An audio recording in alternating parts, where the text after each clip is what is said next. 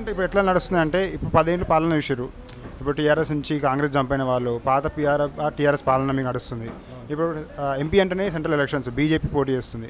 So మీరు ఏ విధంగా చూస్తారు ఎలక్షన్స్ని? అంటే ఎట్లా నడుస్తుంది, ఎవరికి ఓటేస్తే మీకు 100% జరుగుతుందని మీరు ఏమనుకుంటున్నారు? మీ ఒపీనియన్. సెంట్రల్ అంటే ఇప్పుడు బీజేపీ పార్టీ ఉన్నది కాబట్టి కొంచెం దానికేస్తే గెలుస్తారు అన్నట్టుగా అభిప్రాయం ఉంది మాకు బీజేపీ పార్టీకి.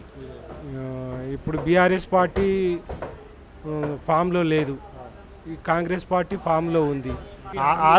ఆరు గ్యారంటీలు మీకు ఏదైనా అన్నాయా? మాకైతే భూమి గ్యారంటీ అయితే డబ్బులు అయితే పడలే, 5 ఎకరాల లోపే ఉంది. ఈ కరెంటు మాఫీ అన్నారు, కరెంటు మాఫీ రాలేదు. మళ్ళీ ఈ పెన్షన్స్ అయితే వస్తున్నాయి, రుణమాఫీ కాలేదు.